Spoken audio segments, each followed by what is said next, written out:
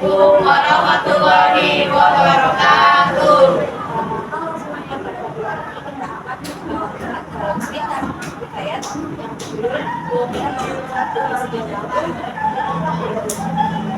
Saya Gembala Panca sebagai ayah kandung Bang Putih.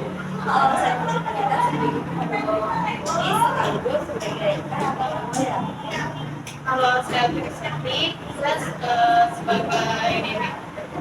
Halo, saya Melani Nadia, saya sebagai bawang putih. Halo, saya Kendall Putida, saya sebagai bawang merah. Halo, saya bawang putih sebagai bawang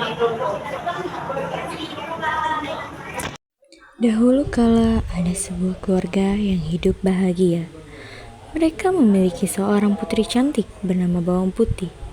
Namun, pada suatu hari, ibu Bawang Putih jatuh sakit dan akhirnya meninggal. Setelah kejadian itu, Bawang Putih hidup dengan ayahnya. Ayah Bawang Putih adalah seorang pedagang yang sering berpergian jauh. Karena tak tega meninggalkan Bawang Putih sendirian di rumah, akhirnya ayah Bawang Putih memutuskan menikah lagi dengan seorang janda. Janda tersebut memiliki satu anak yang diberi nama Bawang Merah. Mulai sekarang kau akan memiliki ibu dan kakak tiri untukmu, namanya Bawang Merah. Bawang Putih pun bahagia karena memiliki keluarga baru. Ibu tiri dan Bawang Merah bersikap sangat manis padanya. Namun ternyata kebaikan itu hanya sesaat. Ibu dan kakak tiri Bawang Putih memiliki sifat yang jahat. Mereka bersikap baik pada Bawang Putih hanya ketika ayahnya ada bersamanya. Namun ketika ayahnya pergi berdagang, mereka menyuruh Bawang Putih mengerjakan segala pekerjaan rumah seperti seorang pembantu. Ternyata kemalangan Bawang Putih belum berhenti sampai di situ. Selang beberapa waktu, ayah Bawang Putih jatuh sakit dan akhirnya meninggal dunia. Ini ibu tiri dan Bawang Merah bersikap semakin jahat pada Bawang Putih. Sekarang pekerjaan rumah kamu kerjakan setiap hari. Bahkan waktu beristirahat Bawang Putih juga semakin terbatas. Tiap hari dia harus melayani semua kebutuhan Bawang Merah dan ibu tirinya. Sampai pada suatu pagi, ketika Bawang Putih mencuci di sungai, tanpa disadari salah satu selendang kesayangan Bawang Merah hanyut. Kak, maaf, selendangmu hanya di sungai. Apa? Cari selendangku hingga ketemu. Akhirnya, Bawang Putih menyusuri sungai untuk mencari selendang itu. Hingga larut malam, selendang itu belum juga dia temukan. Ketika tengah menyusuri sungai, Bawang Putih melihat sebuah gubuk. Ternyata gubuk itu dihuni oleh seorang nenek sebatang kara. Bawang Putih akhirnya meminta izin untuk menginap semalam. Nenek, bolehkah aku izin menginap di rumahmu? Nenek itu cukup baik hati, dia mempersilahkan Bawang Putih untuk menginap. Nenek itu juga menanyakan perihal tentang Bawang Putih dan bagaimana dia sampai di tempat itu. Bawang Putih pun menceritakan nasib yang dialaminya, hingga nenek yang mendengar itu merasa iba. Ternyata selendang yang dicari Bawang Putih ditemukan oleh si nenek. Saat aku melewati sungai, aku menemukan selendang ini tersangkut di bebatuan. Nenek, terima kasih sekali. Aku mau memberikan selendang ini, tapi ada syaratnya.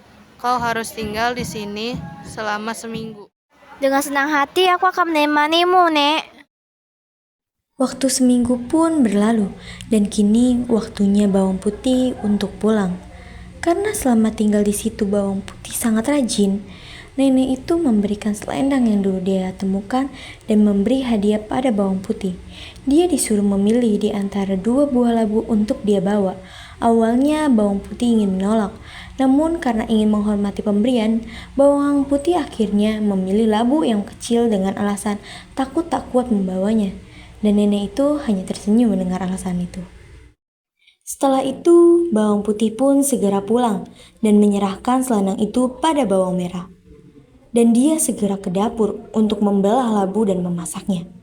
Namun, betapa terkejutnya dia ketika labu itu dibelah. Ternyata labu itu berisi emas permata yang sangat banyak. Secara tak sengaja, ibu tiri Bawang Putih melihatnya dan langsung merampas semua emas itu. Bukan hanya itu, dia juga memaksa Bawang Putih untuk menceritakan dari mana dia mendapatkan labu ajaib itu. Mendengar cerita bawang putih, muncul niat jahat di benak ibu tiri yang serakah itu. Esok paginya, dia menyuruh bawang merah untuk melakukan hal yang sama. Singkat cerita, bawang merah yang malas itu tiba di gubuk nenek, dan dia pun tinggal di situ selama seminggu. Namun, karena sifatnya yang pemalas, dia hanya bermalas-malasan saja dan tidak mau membantu pekerjaan si nenek. Dan ketika sudah waktunya pulang, dia pun disuruh memilih labu sebagai hadiah. Tanpa pikir panjang, dia langsung mengambil labu yang besar dan segera berlari pulang tanpa mengucapkan terima kasih. Setelah tiba di rumahnya, ibunya sangat senang melihat anaknya membawa labu yang sangat besar. Dia berpikir pasti emas di dalamnya cukup banyak. Setelah itu mereka masuk kamar dan menguncinya dengan rapat. Tak sabar, mereka segera membelah labu itu. Namun di luar dugaan, bukan emas di dalamnya, melainkan labu itu dipenuhi hewan. Akhirnya, bawang merah dan ibunya meninggal karena diserang oleh hewan itu.